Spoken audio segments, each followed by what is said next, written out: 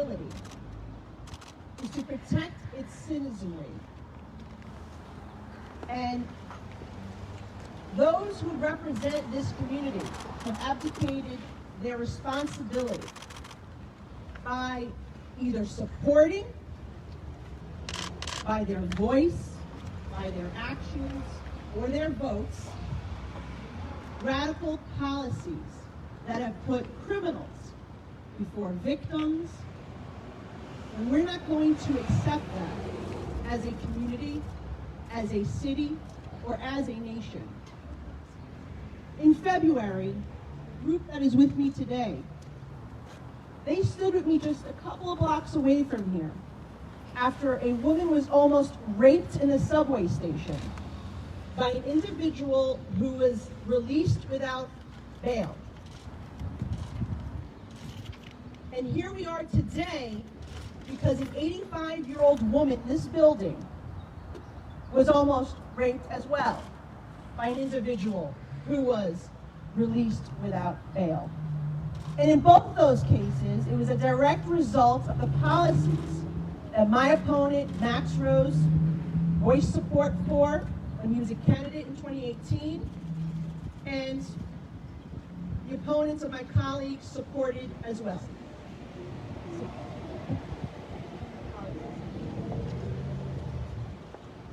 And that is the reason why we're here today, to make the plea to the people in this community that what you are voting for are not just names on a ballot, they're not just parties, but instead it is law and order versus anarchy, public safety versus lawlessness.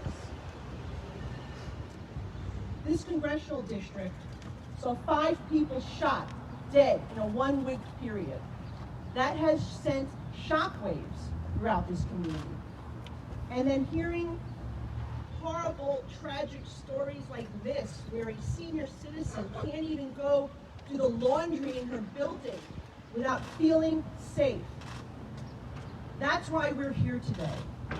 And I'm proud to have the endorsement of all 5 of our NYPD unions, over a dozen law enforcement organizations, and the National Association of Police Organizations. And before we allow those representatives from those organizations speak, I'd like to invite my colleague on the ticket, Guido Bruno, candidate for State Senate. Thank you, Nicole. This neighborhood was one of the best and safest neighborhoods ever. I remember when I was growing up as a kid, we didn't have to lock the door. My father would go, "Did you close the door?" It was that safe. Right now, thanks to these disastrous policies, my opponent, Andrew Gennardis, voted for the bail reform law, which let 3,000 criminals out and over 9,000 crimes. That's just the ones that got caught. Let's just make that perfectly clear. This is a great building. This is a great neighborhood. Could you imagine an 85-year-old woman going to do her laundry and the possibility of getting raped and sexual assault in her own building doing laundry? This is absolutely unacceptable. My opponent thinks that rape is, the statistics is insignificant. Well, it's not insignificant when it's your neighbor, your mother, your daughter, your sister, your family. It's not insignificant. This is why we're all running. Like Nicole says, this election is about law and order.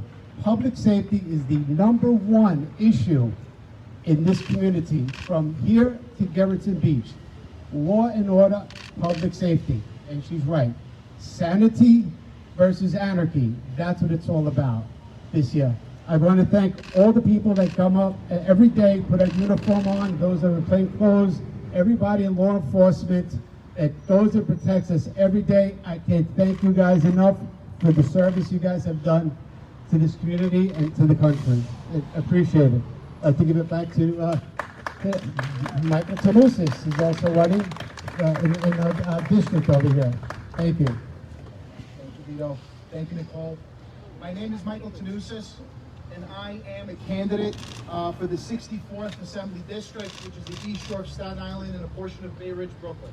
And I will tell you that for the past 8 years, I was a prosecutor. I served my community, keeping the streets safe, working hand in hand with the men and women of the New York City Police Department. And I decided to run for this seat once the legislature passed the bail reform laws.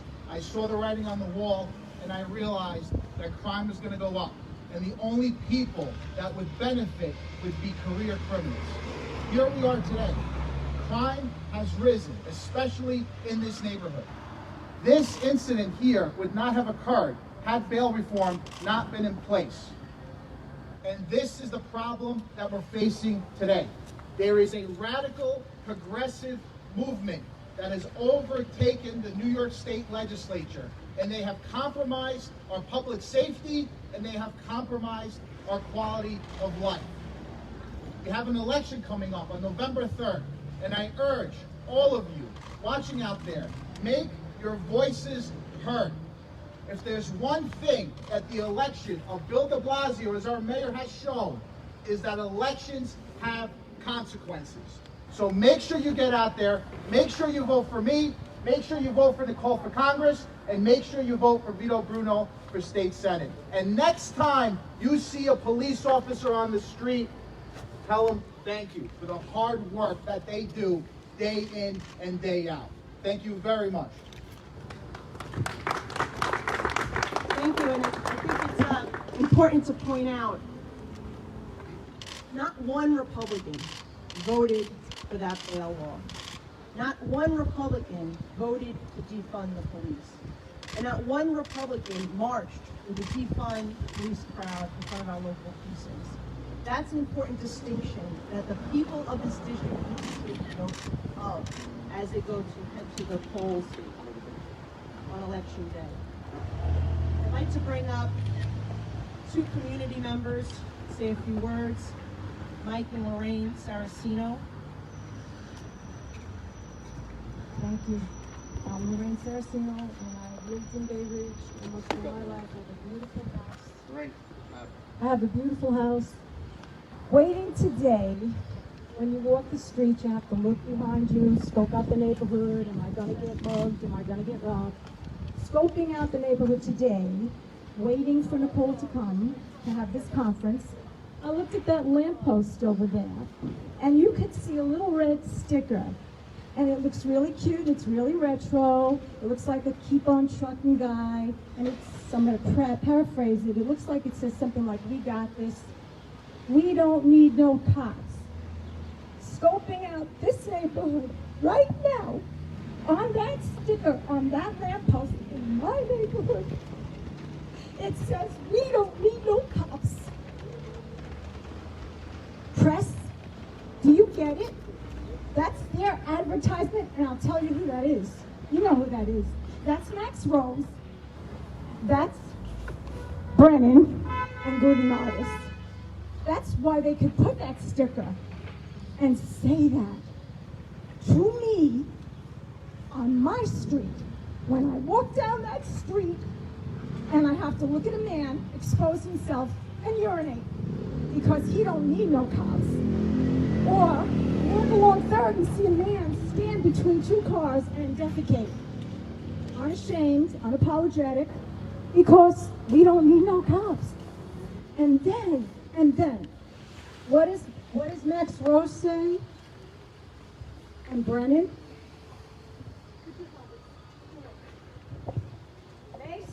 They say, Bay Ridge, heart all. I heard all, but now it's time for all to heart Bay Ridge, and it's especially time for all to heart our law enforcement.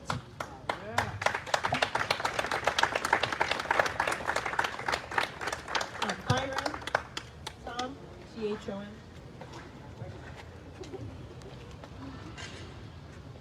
Good afternoon. Thank you very much. My name is Byron. I retired from the NYPD. and I've been a lifelong resident of Bay Ridge. I grew up here when I was just an infant. So Bay Ridge was a great place to live and to raise a family. But what's been happening in this neighborhood lately is very troubling. Not long ago, there was a resident who was shot and killed. And now I find out there is a victim in this building, an 85-year-old woman. And I'm thinking, you know what?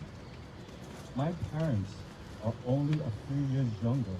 They're seniors as well. And they still reside in Bay Ridge. So I am very concerned about their safety. And anyone who sees this have to tell themselves, we have to tell our elected officials that the no bail reform is a failure. We have to tell our elected officials that we need to let NYPD do their job. We also have to tell all our elected officials that we have to hold the criminals accountable for their action, because they commit these acts and then they're released. What is there to hold them accountable? They see that they can get out and they go right back out, and it just emboldens them to commit more crime and probably even more serious crime. So again, ask yourself, well, you know what? It didn't happen to me. It didn't happen to anyone I know. It didn't happen to my family member. But you know what?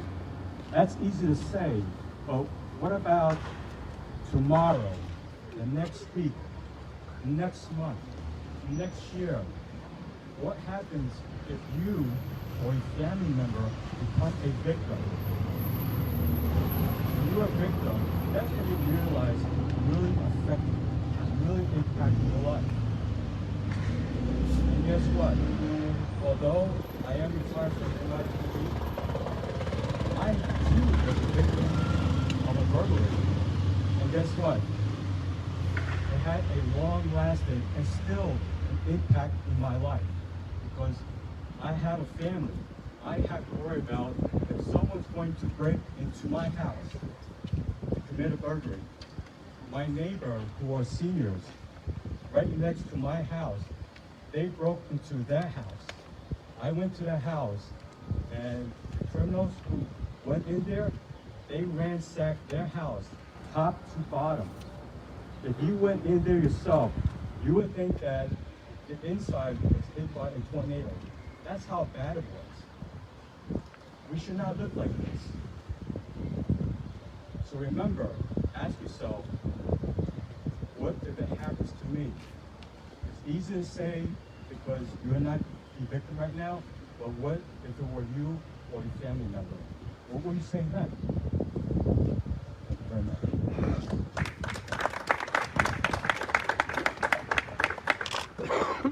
By our local police unions, and I wish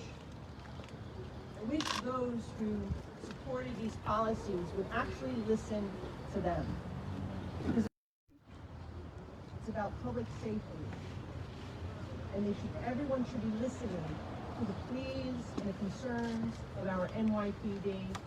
And I'd like to bring up Paul DiGiacomo, president of the Detectives Endowment Association. Thank you, Nicole. Let me start by saying this. We told the governor, we told the New York State Senate, we told the New York State Assembly, bail reform would not work. It didn't work. They made some minor changes. It's still not working. They have to get back in the door and reform this bill totally. People are being victimized in this city on a regular basis. Shootings are up. Stabbings are up, burglaries are up, sex crimes are up throughout this city and throughout this state. And the reason government officials failed us, they failed the hard-working people of this city, they failed the hard-working people of this state, and they need to be held responsible. Every police union here is going to be out in force on election day. And we're going to vote these people out of office because they don't deserve to be in office. They neglected their responsibility. They neglected the oath that they took, and that is to keep the people of this city safe and this state safe. And they didn't do it, and they have to go.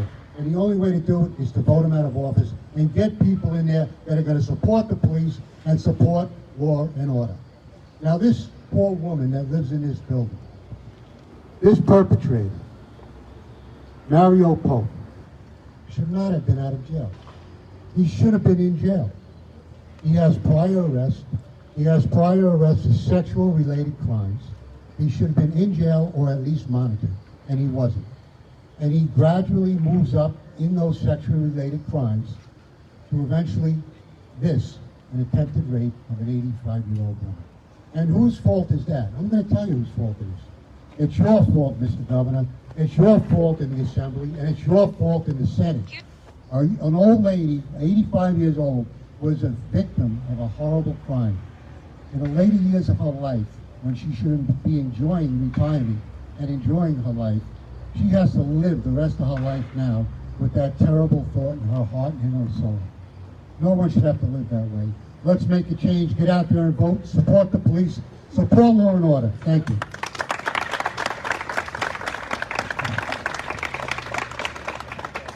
Vinnie Valong from the Sergeants Benevolent.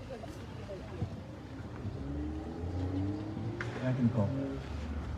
I can get up here and I can talk about statistics. We can talk about crime going through the roof. One thing we should all be talking about is responsibility.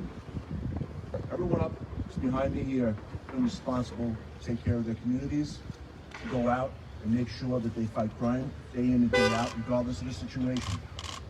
However, it seems as if the responsible parties that are supposed to be leading us and that are supposed to be taking us forward and making things better in our lives have forgotten that.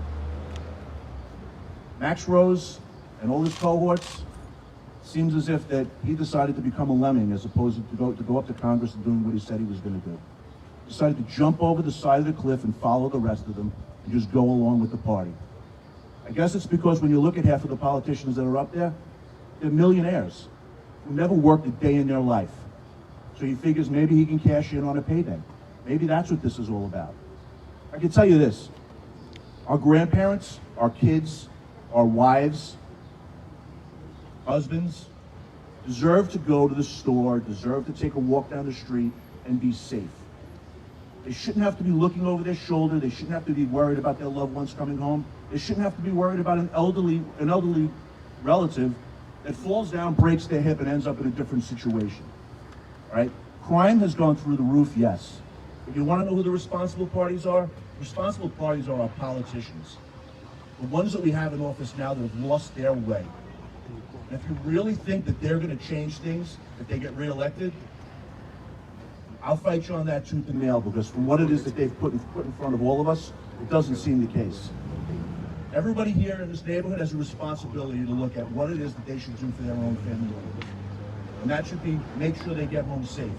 The people behind me are the ones that are looking to do it, and are looking to make things better day in and day out. Not the ones that you can't see here right now.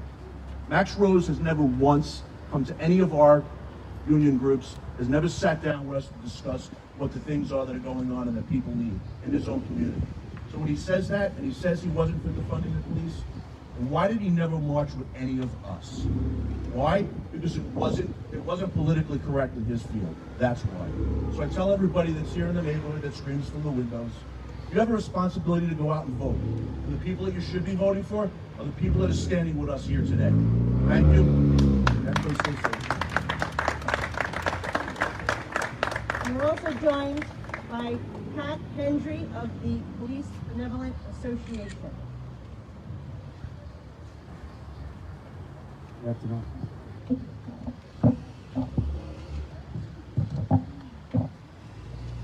When our Democrats ran bail reforms, we warned there would be more victims.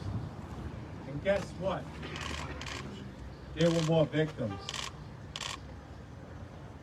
We're here to talk about one of them. This heinous crime leaves a mark forever. Imagine if it was someone you loved.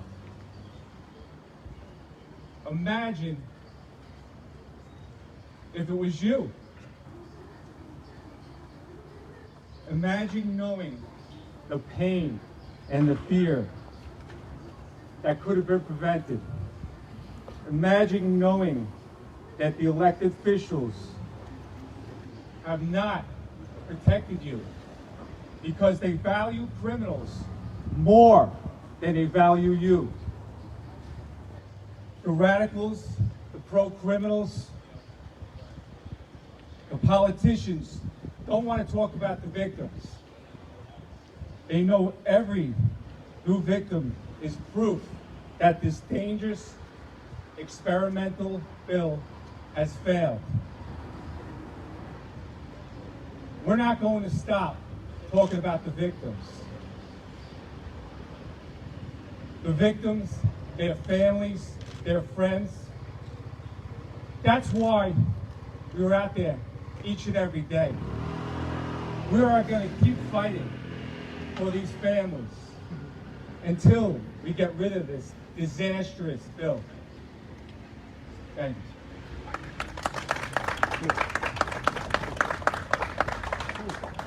Since we have the detectives here, I wanted to tell the detectives to please extend our thanks to off-duty Detective Marcelo Gianquinto, who made this arrest, and we appreciate his service to our city.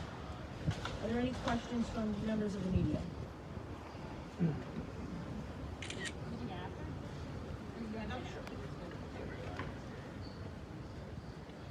Thank you, everyone.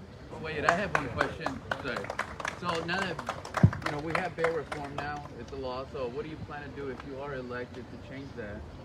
Well, I am a member of the State Assembly, and as a member of the State Assembly, I fought very hard against this. In fact, in February, we stood together, and I had been rallying before the law even went into effect, saying that it needed to be fixed.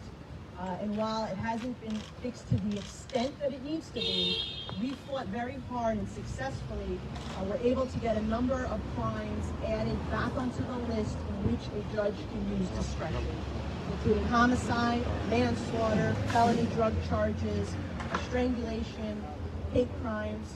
So that was significant. It also put some additional protections in for witnesses. It also put some additional protections for repeat offenders, of robbery, burglary. But that's what I've been able to contribute. What I want to do now as a member of Congress is stop it from becoming federal law, because Nancy Pelosi is literally holding up the COVID relief package, saying she wants the elimination of bail in the COVID relief package. They also, and my opponent of course voted for this, to release convicted felons from our prisons. A blanket release, including violent offenders, rapists, murderers, once they hit the age 50. Okay? Max Rose voted for that. And Nancy Pelosi continues to try to jam it into a COVID relief package where it has no place. And so I will pass it on to my colleagues here in the state who are running for state office now, and they want to answer that. Thank you. So, New York State and other states in the union where they passed some kind of bill reform, they did it with the caveat that a judge is allowed to set bail or hold someone based on that individual's dangerousness to the community. New York State didn't do that. Okay, you cannot treat these cases, you cannot do a blanket law and treat these cases in that type of way. Everything in the criminal justice system is a case-by-case basis. That's why we elect judges to begin with, so they can make that determination. So to have a blanket law like this, that you're telling now a judge, he can't make that decision, okay? Now, no matter what the circumstances are, if he's charged with this crime, no matter what his record is, no matter what his bench warrant history is, you are not allowed to set bail, judge. That is not the right way to do it. And I think a start would be to add that caveat where a judge can hold or set bail on someone that has that ability, that dangerousness, but it has to be changed significantly, even from the last session's changes, to be able to be effective in our state. Thank you very much. questions? No. Okay, happy to do one-on-ones. Thank you.